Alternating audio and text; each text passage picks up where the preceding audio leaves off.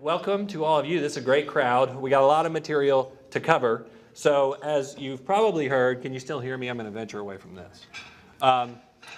We have packed up the family and moved to China for a year. So why would I do something as crazy as that?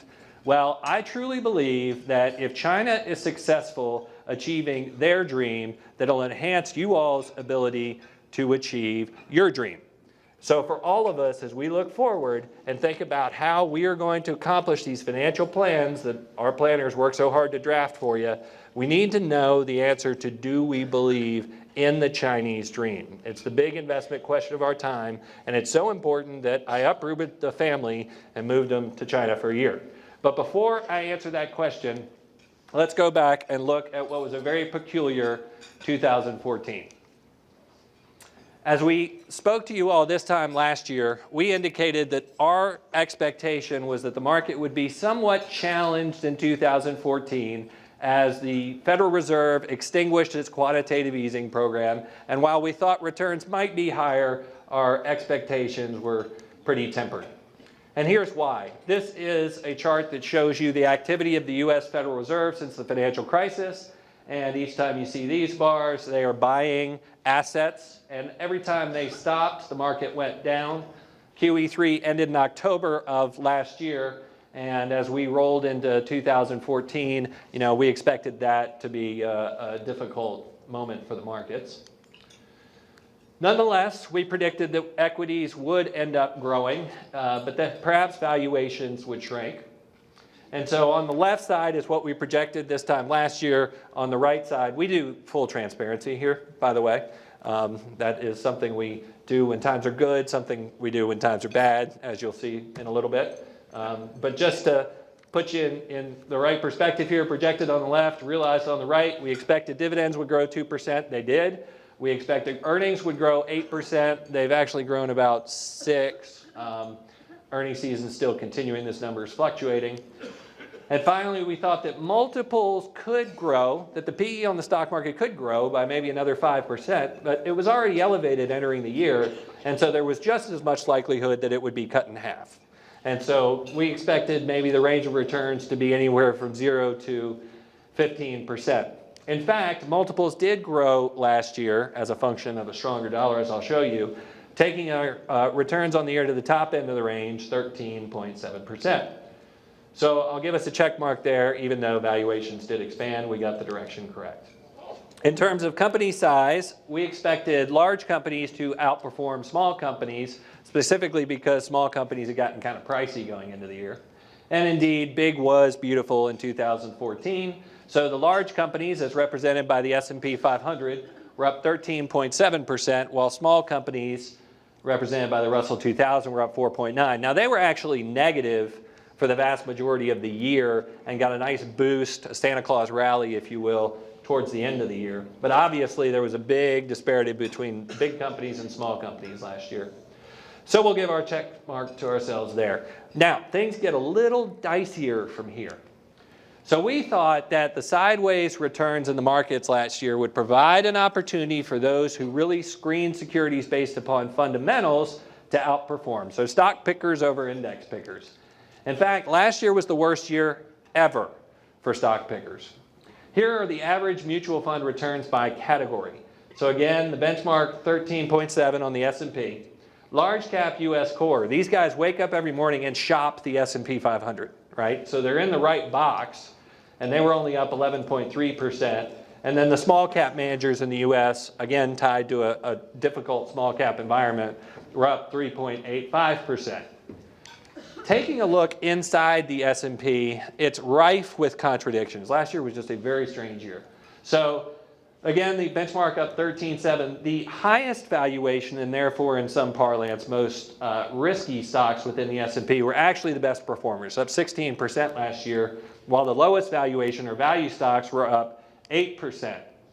And yet, paradoxically, the defensive part of the S&P 500, for instance, utilities up 29%, did much better than the cyclical part of the index, for instance, energy, which really makes no sense in an up tape and an up economy. So it was a very, very strange year. Lastly, Apple, Microsoft, and Intel, the three together actually accounted for 22% of the gains in the S&P 500. So if you didn't overweight those securities, then you didn't win.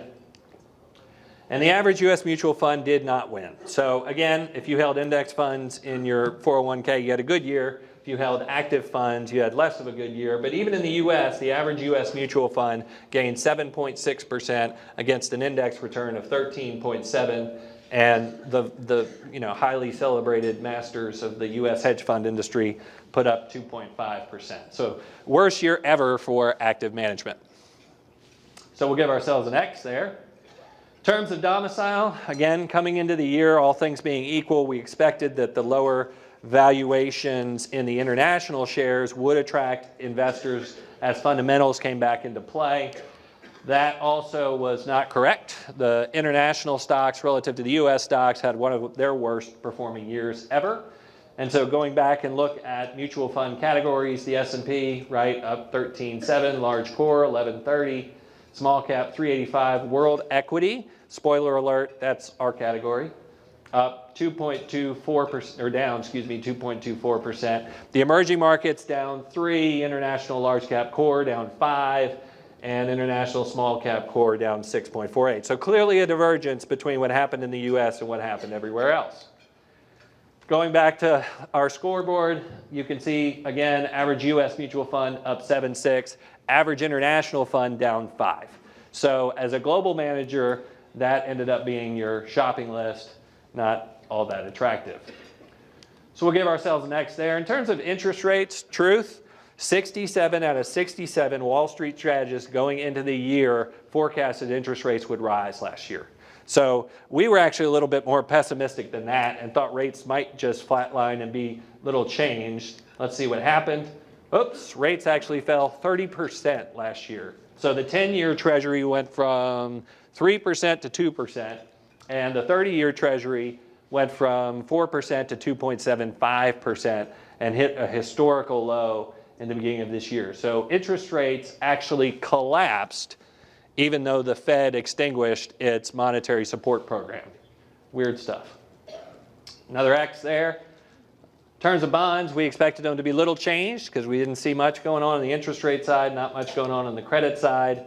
We were right on the credit side. So bonds that are more sensitive to credit ended up providing low returns as spreads were tight going into the year. On the rate sensitive side, how many of you killed it last year and went long the 30-year Treasury bond? Nobody. We didn't either. Nobody did. I don't know who owns that bond, but whoever they are, they had a good year last year. So the rate-sensitive securities did very good, just nobody owned them. All right. So for those of you who come to our State of the Union annually, you'll notice a pattern. This is weird. We typically do very well on our macro predictions, and so we've never had a lineup of exits like we did this year. So something clearly was amiss in 2014. So let's talk a little bit about the US dollar. We expected it to be higher last year, moderately, as the Fed sort of navigated ending quantitative easing. But in fact, what happened, first 6 months of the year, it performed exactly as we expected, which is not really do all that much. And then, as quantitative easing came to an end, the dollar had its strongest 6-month period, I think, ever, going up 13% between the middle of July and the end of the year. A very, very disruptive move in the world's largest liquid currency. And so what happens when the dollar strengthens? Well, since currency is a relative game, all the other currencies collapsed. So actually, the Asian currencies held up okay. Here are the euro and the yen. Those are our biggest trading partners. And then you can see it wasn't a good year for the ruble, not a good year for the Ukrainians, and those Winklevoss boys with their Bitcoin had a challenging year too. Well, obviously commodities price in dollars, and so an increase in the price of the dollar means a decrease in commodity prices, and you can see gold didn't do well, the metals didn't do well, the petrols didn't do well, and crude, of course, stole the show, at one point down 60% from its high. And that happened in very short order. So the dollar was severely disruptive to the marketplace. So really, in review of 2014, the story of 2014 was really all about the US dollar. It was specifically for that 6-month time period. It crashed through analyst predictions. It crashed through money managers' returns, and it made it a very difficult year if you're a fundamental investor.